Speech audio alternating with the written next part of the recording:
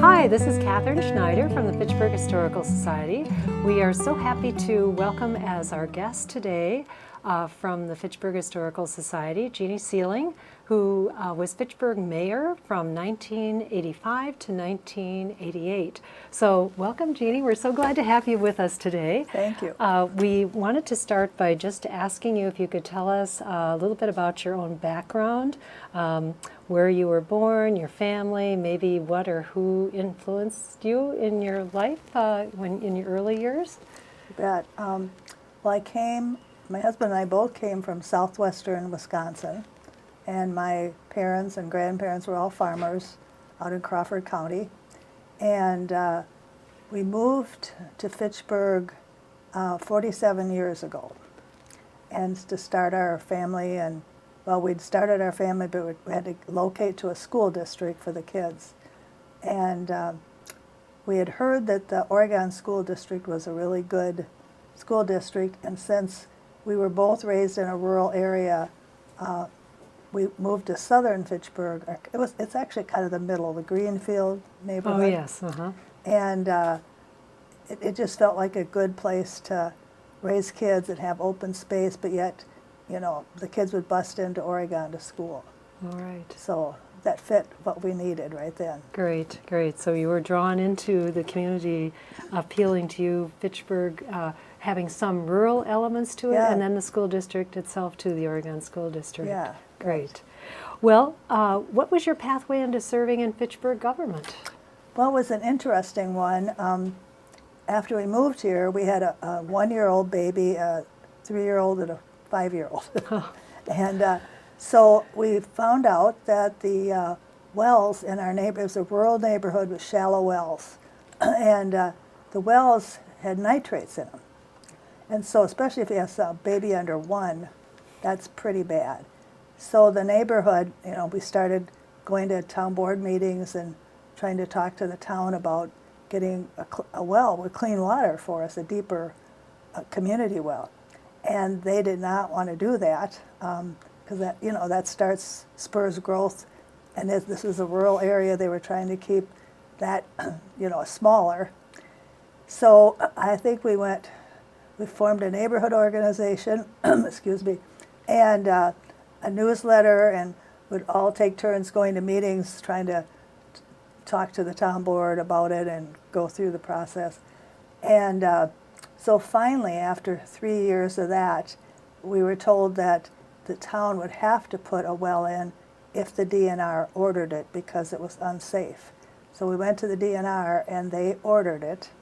And of course, we all had to pay. The town didn't pay, but we had clean, safe water for our families. And so people started saying to me, "Why don't you run for the town board?" And I was like, had never thought of that, anything like that. But as time went on, I decided, okay, I'll try it and see how. But because I'd been active in the PTO and in the Girl Scouts and Boy Scouts, the neighborhood knew who I was. So I ran and I won, and was just a year on the town board, and we became a city, which had been a process that had been going along on 2 tracks. One was that you meet the standards of a small community that grows to the size of a city and meets the qualifications, which we didn't. We didn't have a center core, it was a township. But then the city tried a method that's no longer available, but it was go to court and have the court declare you a city without the criteria. And that's how we won. And the state soon after that took that method away because they wanted townships that were had contiguous area. So we all of a sudden had to, those of us who were on the town board, we all had to run again. But before that, we had to form a government because a township is there were 5 town board members and they were from anywhere in the city, and there was no districts. So they could all be in one area, or so we had to sit down and form it, and we decided we wanted 4 quadrants, 2 alderpersons in each quadrant, and then a mayor. So we had to set that up first. We were really busy after we found out we were a city, and then we had to then run for the seats. Whoever. So it was like almost starting from scratch again, from forming from a township to a city in the Yes. way you set up the government and the representation in the government. Oh, it made a big difference. And I know before we became a city, the people that were especially fighting for it said, "Oh, it won't be any difference. It'll just be a town board and a city." Well, it just wasn't true. There's a lot of difference in how you distribute people and how you. After, I think it was after my first term, I decided I wasn't really happy with the way things were going, and it was just kind of a lot of fighting and squabbling, and so I decided, well, different people had said, "Why don't you run?" And I was like, well, I'm not happy now, and I think either I'll run and lose and not have to deal with it, or I'll win. And so then I won. So All right. Yeah. That's just a fascinating story of how you got involved, because it started with grassroots problem with your water, and then people recognizing your leadership role, encouraging you to get involved in government, and then seeing the difference that you can make by actually serving in the government too. And then as you're there in government, you see the complexity of the problems that you have, and the challenges that are there. that's right. Well, I was going to say your pathway there to serving in Fitchburg government, but it's one thing to be on like a board or a committee or the town board, certainly, but it's another to take the leadership as mayor, which you did from 1985 to 1988. So what prompted you to run for mayor then? I think it was mainly because I could see the way people were being treated and the way things were happening, and I just thought, I know we can do better. Mm-hmm. We can listen to people more, and that type of thing. So, and I'm sure there were a lot of issues that I don't even remember now. But and one of the things I did between the time that you're elected and the time you take office, it's about a 2 or 3 week period. And at that time in Dane County, I don't think they do this anymore, but I don't know. They have a class on Robert's Rules of Order. Oh. And I took that class. It was all fresh in my mind, because before that wasn't followed. It was just who you liked, you called. Oh. A little haphazard. Yeah.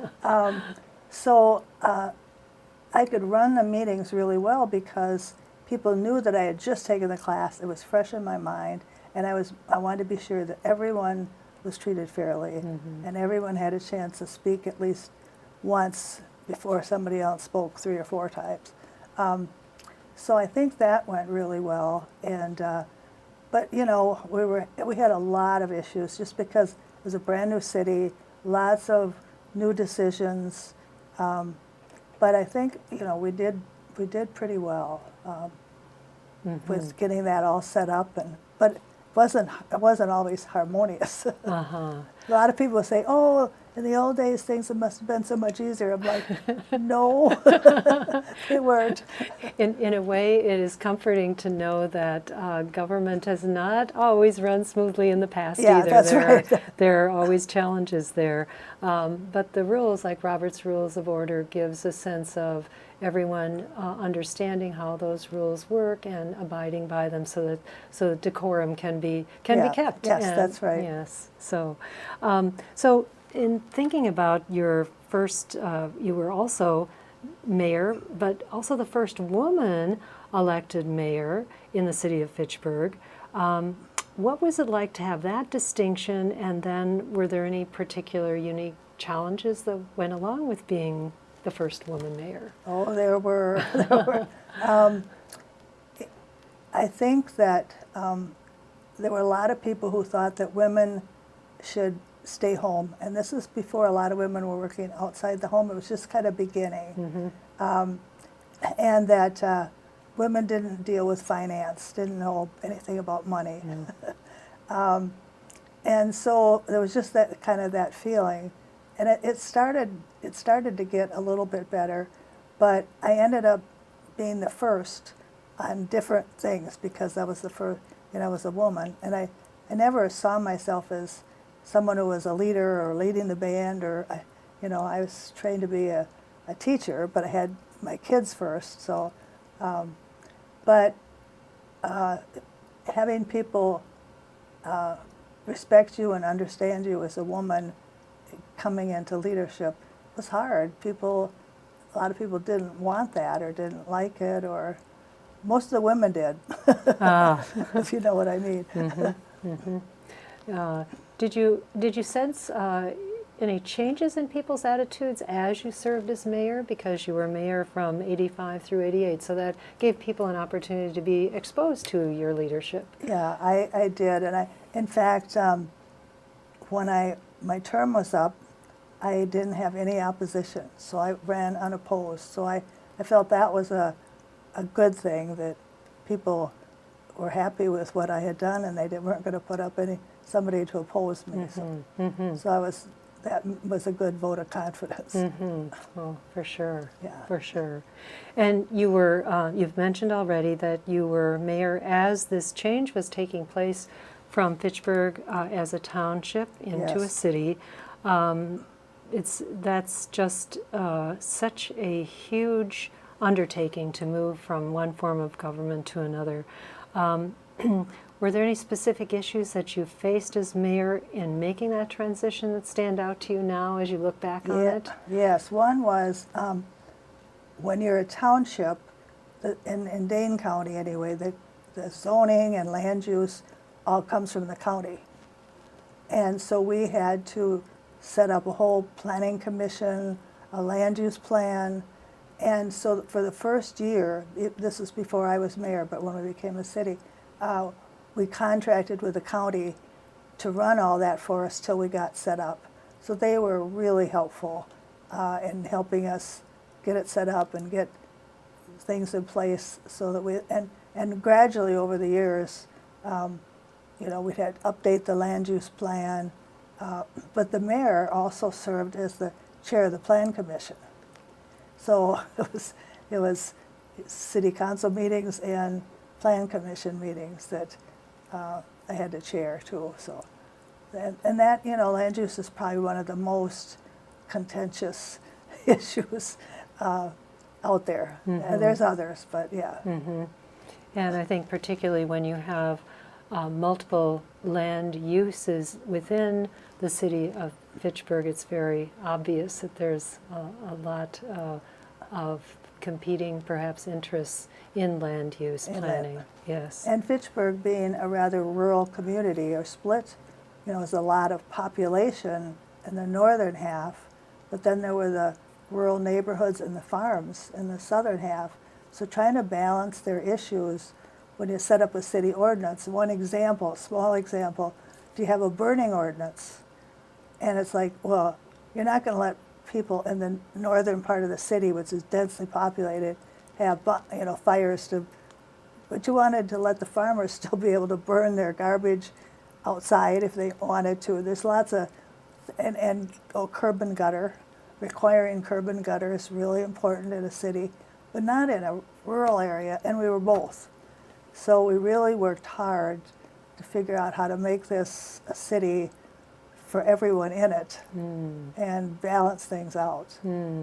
So I can imagine the challenges within those meetings and listening to the citizens and what their concerns were. Right. Was a large part of your job. Right, that's right. Yes. Yeah. Well, then let's move on to what would you list maybe as your major accomplishments achieved during your time as mayor, Fitchburg mayor? I think I just mentioned the planning and zoning, that was one. And then we worked with Promega to establish the Fitchburg Research Park. And I'm not sure if it's the very first park, the research park, or not, but it was a big one right in the middle of Fitchburg. And so we built the roads for Promega under a TIF district, which is, and so that they could then build the rest. So it was a very, very successful one. It was paid off early, and so I was happy. It grew slowly, but it still grew, and look at it now. And look at it now, Yeah. yes. Yes. And Phil Linton, because we worked with him, he dedicated 10 acres to the city. And that's where we're sitting right now, here on the Fitchburg campus. So, because one of the other accomplishments was getting the city community center built. And we needed to expand. The seniors were having lunch up there at the old city hall. It's gone now, but it was like a cement block building. On Fish Hatchery Road. On Fish yes. Hatchery. Uh-huh. And some people said, no, we've always had it there, we're going to have it there, and we're not going to move it. But it was built on, in a rural with a septic system, but it also had a big salt shed. And salt had gotten into the water. So we knew we could not build it there. It just wasn't safe.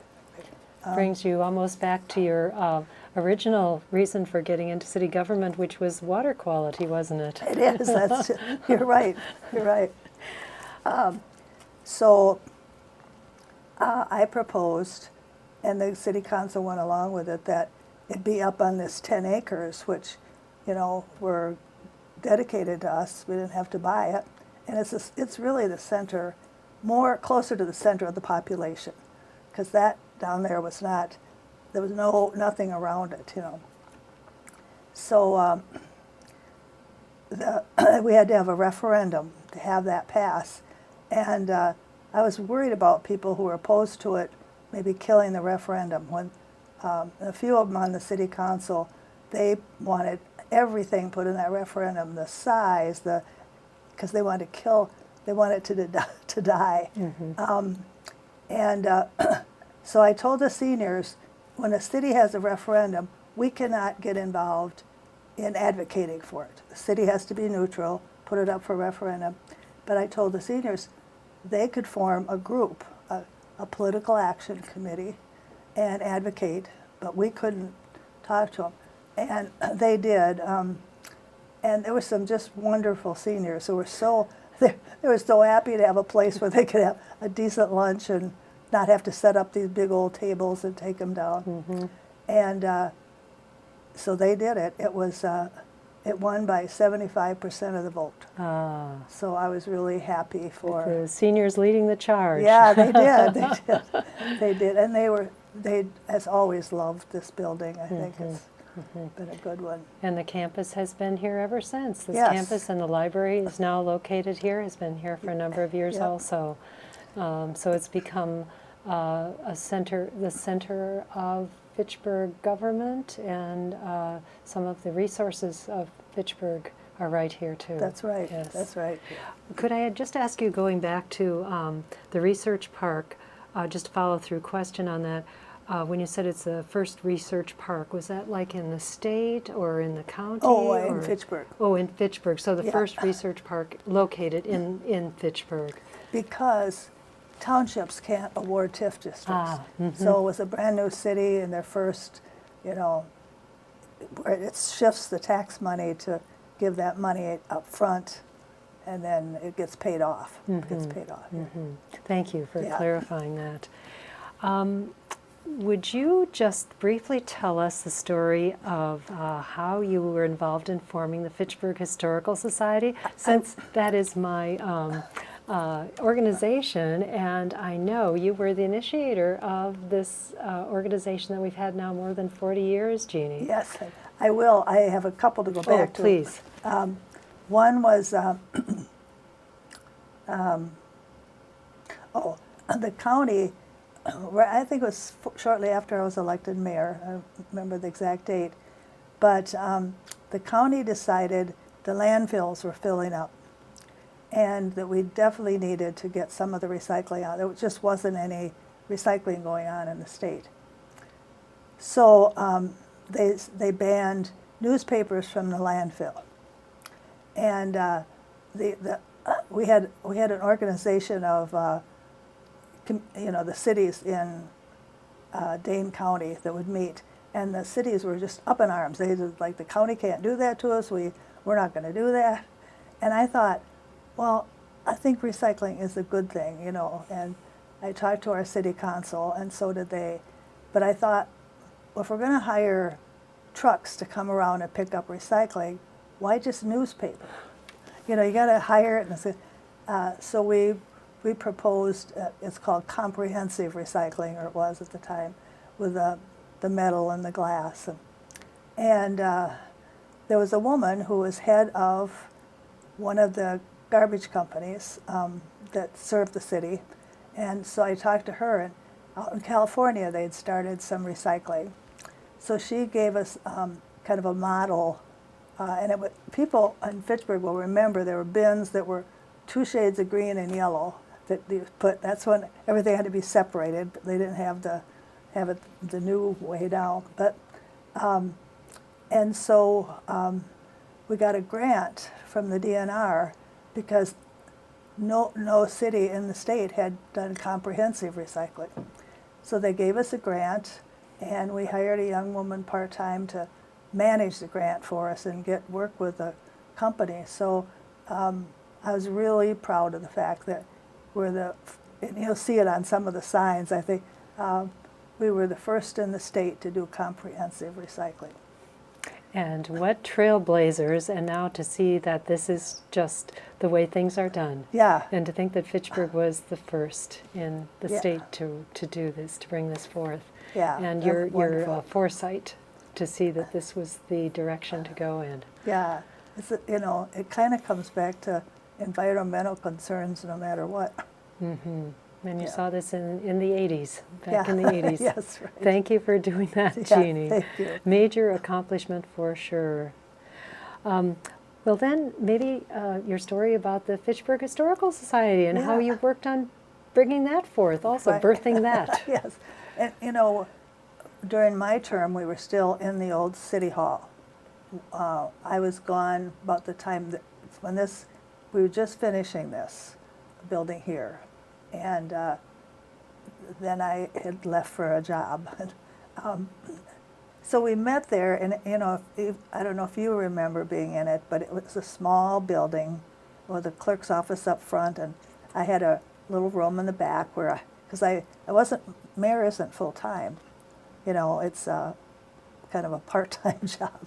It became full-time real fast, but I would talk to different people about a historical society, but we kind of just talked, and different times we talked, and I thought to myself, if we don't sit down and say, okay, we're going to form a group and get it going.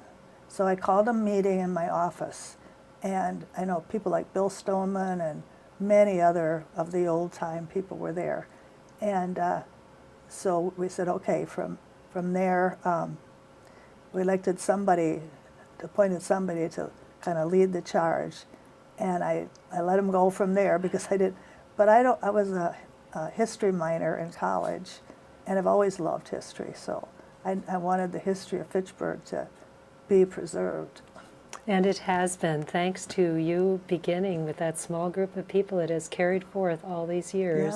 Yeah. And we have our space now in the Fitchburg Public Library. Yeah. We have archives. We have our website, fitchburghistory.org. Wow. So we have really expanded our services to the public and preserving this rich and beautiful history of the city Yeah. of Fitchburg, and once a township also. Yes. Well, looking back, just taking maybe the long view and looking back over your years of living in Fitchburg and your involvement in the city and the township prior to that, how would you characterize the evolution that you've seen in Fitchburg as a community?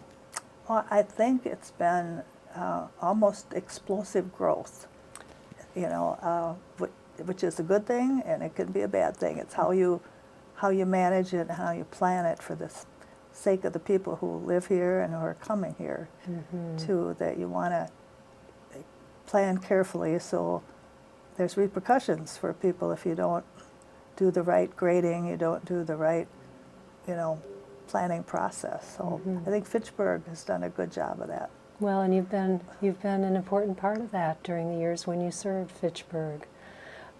So one final question. How would you put into one word what Fitchburg means to you? That's a tough question, I know. I know, I really thought about that. Well, we lived here 47 years. We raised our children here, so I think it's home. Home. What a beautiful way to end our interview, Yeah, Jeanie. thank You by saying home. Thank you so much you're for welcome. your rich history in involvement in Fitchburg, your leadership here, and your willingness to share that with us today. Yeah, thank you for asking me. Our pleasure.